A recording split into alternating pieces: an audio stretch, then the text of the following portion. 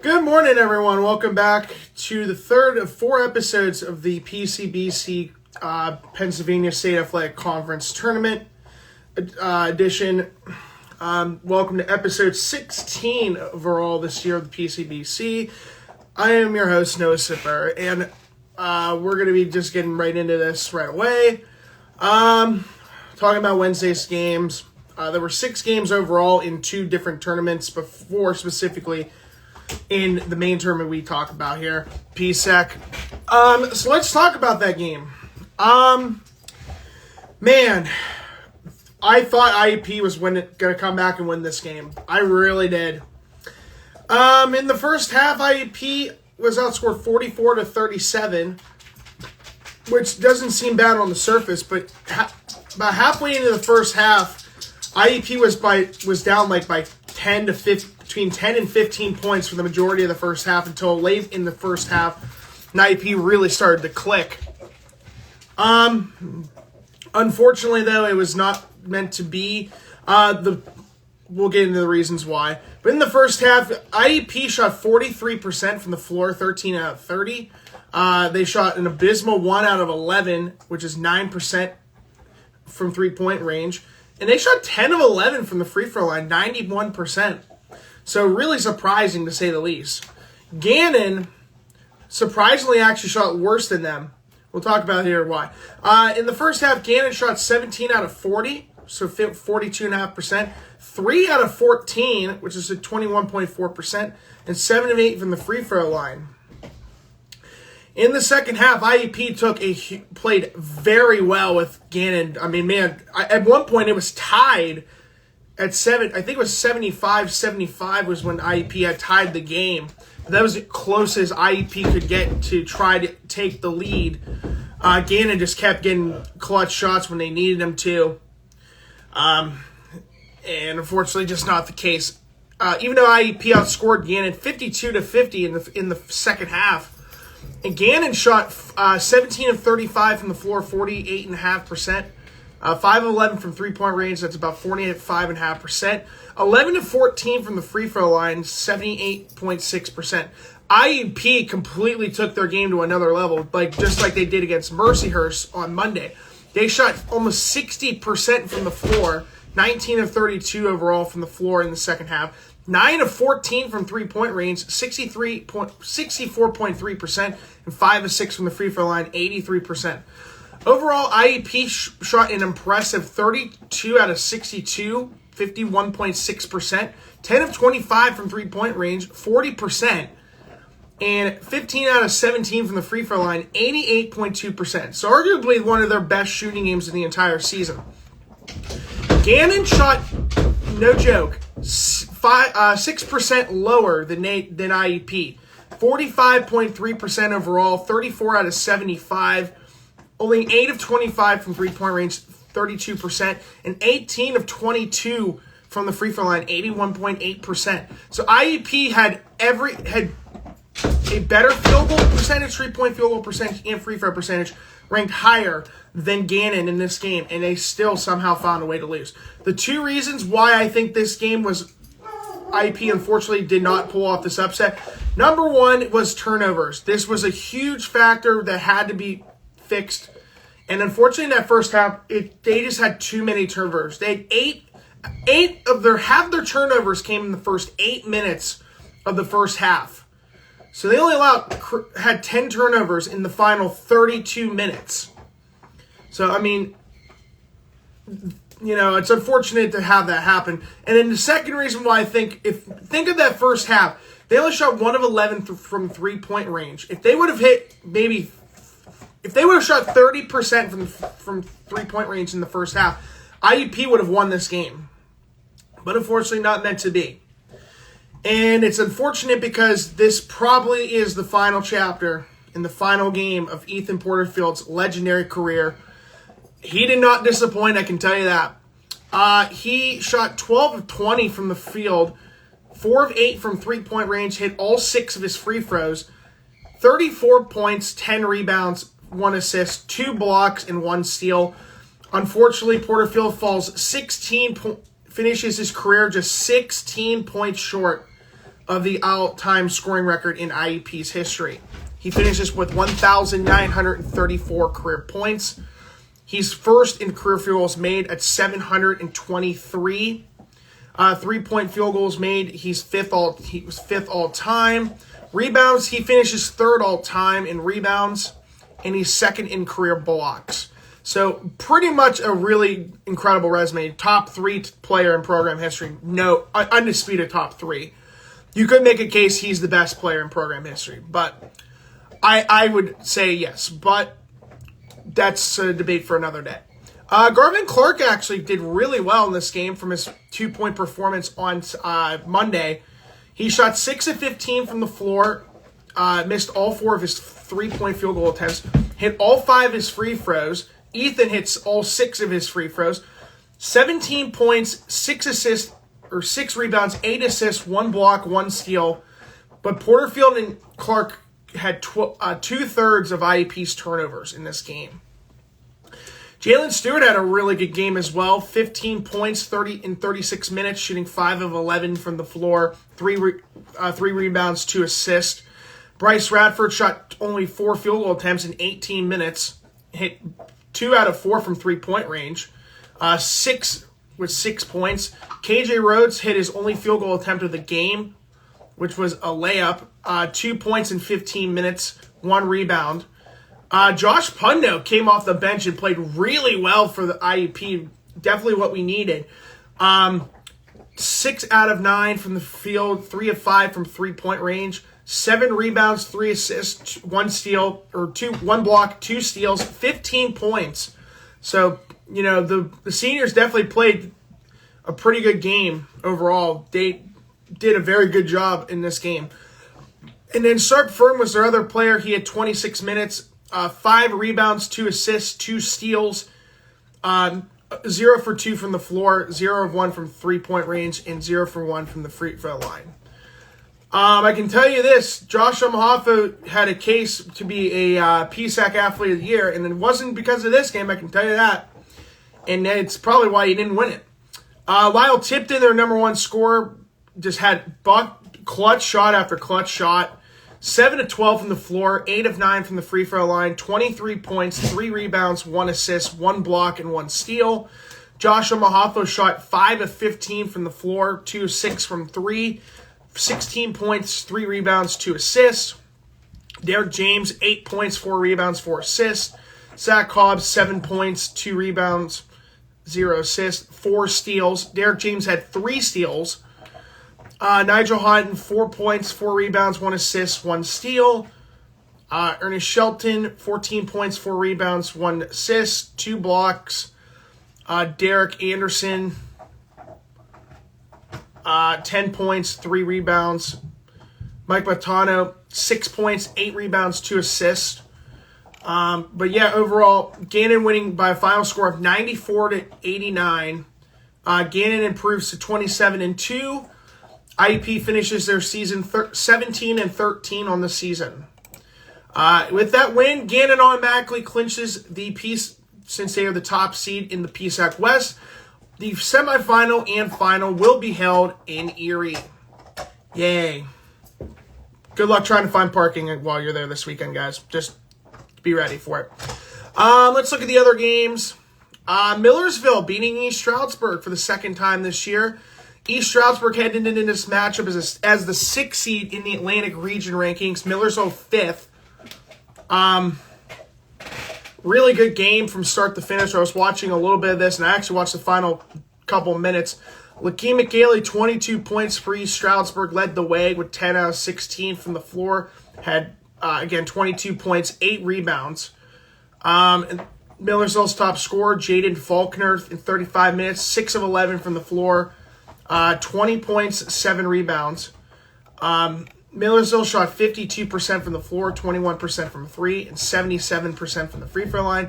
East Stroudsburg shot an abysmal 39.1% from the floor, 28% from 3, and 79% from the free throw line. With that win, Millersville takes on Gannon.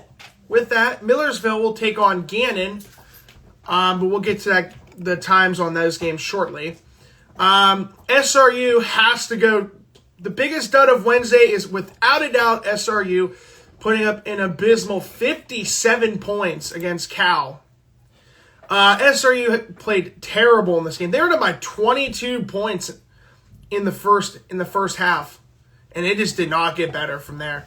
Maceo Austin, in his final game, had 15 points, 7 rebounds, 1 assist, 2 steals in 27 minutes. Ike Herster had 10 points, 5 of 13 from the floor, 0 for 6 from three-point range. Sean Lindsay in his last game, 8 points, 6 rebounds, 3 assists, 2 steals in 28 minutes. Jomo Going, 7 points, 3 of 14 from the floor. And Shaikh Samora, who postered Ethan, 2-11 from the floor, had 7 points. They had 13 turnovers. Cal only had 12. But here's the stat line we're going to get to. And then KJ McClurg, 22 points, 6 of 12 from the floor. Bryson Lucas, 10 of 13 from the floor, 20 points, 5 rebounds. Jermaine Hall Jr., 11 points, 17 rebounds, and 5 assists in 35 minutes. Cal shot 48.4% from the floor, 50% from 3, and 83% from the free throw line. SRU shot an abysmal 21 of 71, or about 30% from the floor. Even better, 4 of 29 from three-point range, 13.8%. They shot 0 for 10 from three-point range in the first half. 14% from three-point range, 85% from the free throw line. So Cal would face the winner of their final game for Wednesday. That would be Lock Haven, who advances to the Final Four. Lock Haven looking to end a 72-year drought of winning the PSAC tournament. Elijah Allen led the way for Westchester, 18 points, 3 rebounds, 1 assist, 3 steals, shooting 7 of 17 from the floor. Westchester shooting 41.7% from the floor, 26.9% from 3, and 56% from the free throw line. Justice Schultz led the way for Lock Haven, 8 of 16 from the floor, 27 points, 4 rebounds, 10 assists, 1 block, 3 steals. Lock Haven shooting 56.5% from the floor, 45.5% from 3, and 91% from the free throw line. So with all those games out of the way, we now get to our semifinal matchups that we're going to be looking at shortly. We got the 2 seed in the West, Cal taking on the 1 seed in the East. Lock Haven game at 12 o'clock tomorrow. And then at 2:30, the 2 seed in the East, Millersville taking on the 1 seed in the West in Gannon. So those are your 2 matchups for tomorrow. Wednesday in the Mountain East Conference. Glenville State, the 7 seed, dominated against the second worst team in the conference, and the 10 seed Frostburg State, beating them 95-59. And this was a 6 o'clock game. Their number 1 score, they had 0 players in double digits for Frostburg State, but they had 5 guys tied for the lead in points with 8. Logan Lewis was the only one that was from the starters. Malcolm Day, Robbie Williams, Jay Sean Freeman, and Vilas Slanina.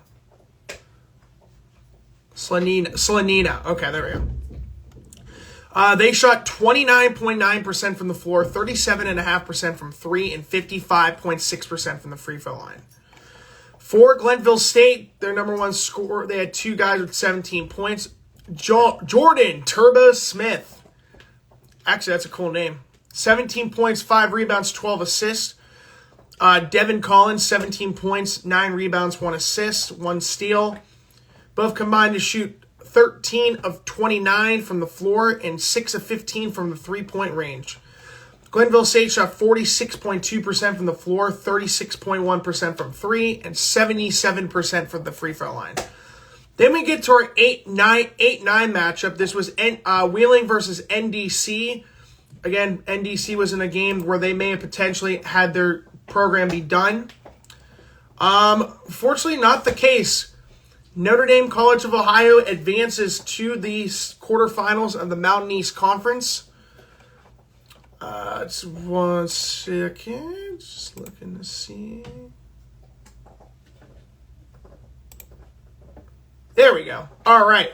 So, in this game between Wheeling and NDC, this was a really close game. I was watching this game, a lot of this game too. On right here. Okay, so in this matchup, NDC winning 198 in overtime. Wheeling was up 98-94 in overtime, and then NDC finishes the game in the final 40 seconds on a 6-0 run. Wheeling had a chance to hit a three-pointer. It was way off and missed a shot. For Wheeling, their top scorer, they had two guys with 24 points. Sean Ely and Marcus Johnson both had 24 points. Ely shooting 8 of 15 from the floor, 4 of 8 from 3. Johnson, 8 of 21 from the floor, 1 of 7 from 3. For NDC, their number one scorer was Andre Harris. He had 30 points, 11 of 15 from the floor, 8 of 17 from the free throw line. So, yeah, not good at all. Overall, Wheeling shot 32 of 67 from the floor, 37%. 10 of 27 from 3. 10 of 27 from the free throw line, from three-point range, 37%. 24 of 31 from the free throw line, 77%. NDC shot 35 of 64 from the floor, 55%. 11 of 24 from three-point range, 46%. And then 19 of 37 from the free throw line, 51%. Yeah, that's not great. So that gets us to our quarterfinals matchups for today. And then the semifinals, we'll go over recap. So the 3 seed, this is going to be happening in about 25 minutes from now. We got at noon, the 3 seed Concord taking on 6 seed Davis and Elkins. The 2:30, the 2 seed in the tournament, the 2-time defending MEC tournament champions, winners of 3 of the last 4, and the Hilltoppers of West Liberty. They host Glenville State, the 7 seed who won on Wednesday by 36 over Frostburg State. At 6 o'clock, the 1 seed Charleston taking on the number 8 seed NDC of Ohio. Again, potentially could be their last game. Every game's the potential last game for NDC for their program. Basically, they have nothing to lose at this point. So every game is, just trying to hopefully keep their historic program alive for the time being. Charleston, the 1 seed, NDC, the 8 seed. That's at 6 o'clock. And then at 8:30, the 4 seed West Virginia State taking on 5 seed Fairmont State. That should be a really good matchup, I think. That game could be really close. Yeah, that's pretty much it for the overall matchups for that. Let's talk about something that happened yesterday. The 2023-24 PSAC men's basketball all-conference and major awards. This was a big one. I'm really excited to do this. So, we'll start with the East. We'll get this out of the way. Athlete of the Year, no surprise. I was correct on this one. It is Justice Schultz of Lock Haven wins that award. No surprise there. He led Lock Haven to an impressive regular season. And good for him that he won that award. The Defensive Player of the Year goes to Jordan Keller of Westchester. Freshman of the Year, Marcus Frank of Shippensburg. And the Coach of the Year goes to Mike Nestor of Lock Haven. Again, they went from 12-10 in conference play to 18-4 in the number 1 seed last year, this season. The first team, PSAC East All-First Team. Elijah Allen of Westchester. Matt Dade of Millersville, Jaden Falker of Millersville, Jordan Keller of Westchester, Lakeem McGaley of East Stroudsburg, Daniel McLean Corley of Shepherd, and, of course, Justice Schultz, the PSAC East Athlete of the Year, rounds out that list. And he was also the only sophomore to be on that team. In the second team for the PSAC East is led by Siraj Ali of Mansfield. It's good to see them get recognition for their successful season. Colin Jones of Lock Haven, Philip Jordan of Shepherd, Jolene McLone of East Stroudsburg, Justin Paz of East Stroudsburg, Robert Smith of Westchester, and Drew Stover of Millersville. In the West, this one was pretty much two of the awards were about as pretty easy predictions, and then the other one, a couple ones, The Athlete of the Year, unfortunately, it was not Ethan Porterfield. Unfortunately, it was not Josh Amahafo. Congratulations to Caden KJ McClurg. He is your PSAC West Athlete of the Year. This was no surprise. He was number 1 in the PSAC this year in scoring. As much as I would have loved to see Porterfield got it, and if the playoffs counted, I would have given Ethan the honors. But not the case. But the teams are insane this year, and there's some good players that are actually off this list that we'll talk about here in a moment. Defensive Player of the Year, Bryson Lucas of Cal. Yeah, this award, I really wasn't a big keeping an eye on this award, so good for him. Kendrick Curtis of Seton Hill wins Freshman of the Year.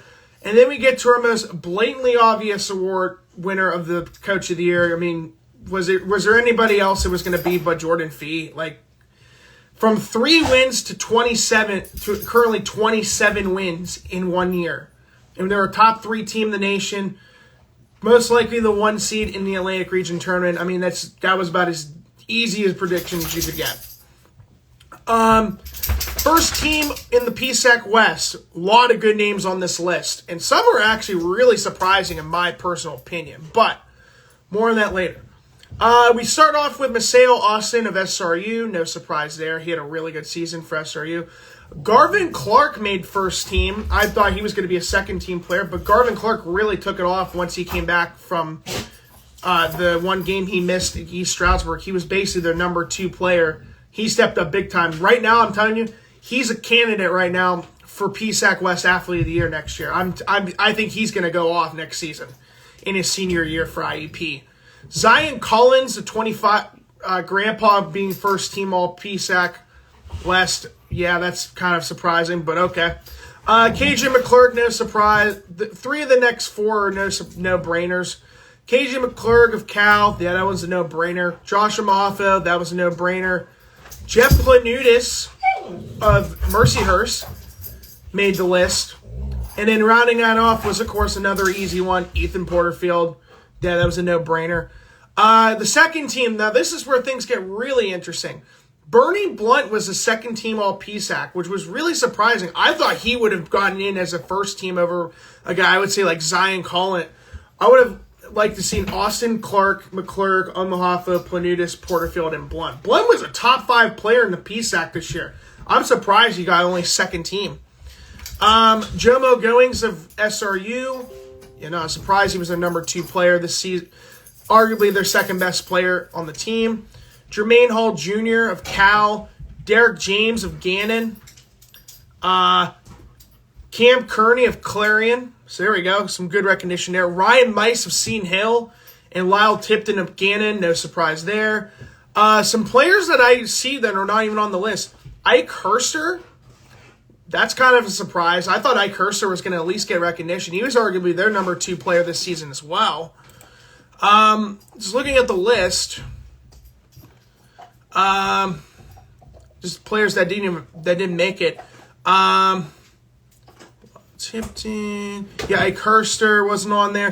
None of the Pitt Johnstown players were on that list. Andy Zucchelli, who was in the top 25 in scoring. Sean Lindsay wasn't on the list. Jeremy Thomas II, I'm surprised he didn't win Freshman of the Year. I thought he was really good. Let's see who else I would think would have been on the list. Cam Kearney was on the list. Bryson Lucas, I'm surprised wasn't on the list. I mean, he won the PSAC West Defensive Player of the Year. Gavin Hennings maybe was another one. There's a lot of good players in the PSAC West this year that I think should have gotten at least some recognition. But anyways, that is it for that list. I don't really know if there's anything else. The quarterfinals are today in the MAC, and then we have our semifinals tomorrow. I probably will just do a recap of the semifinal games on Sunday. Most likely it'll be a late episode, probably after the tournament has been announced. But I will go through each of the teams and probably just watch the selection show when I get home on Sunday, and then just give you my reviews about it. So a lot is going to be happening in the next couple of days, in the next 48 to 72 hours, with teams, that are on the bubble right now. Teams that I think will be locks. I think Gannon and Cal are automatic locks right now. Lock Haven's is in. Millersville's in. East Stroudsburg, I don't know if they're going to make it. I don't know. West Virginia State and Fairmont State, 2 teams on the bubble right now. Charleston's the 3 seed. West Liberty is, I think, a 5 or 6 seed. Concord's on the bubble. And then we already know Lincoln, PA's in. No matter what, they're probably going to be the only bid out of the CIAA this season.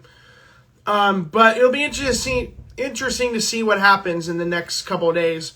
But anyways, that will conclude episode 16 of the PCBC. I will see you guys on Sunday evening, probably around like 11:30 to midnight. We'll probably head into the next day. But other than that, good luck to all teams remaining in the 2 tournaments. And we'll see you guys Sunday night following the conclusion of the Atlantic Region Tournament selection show.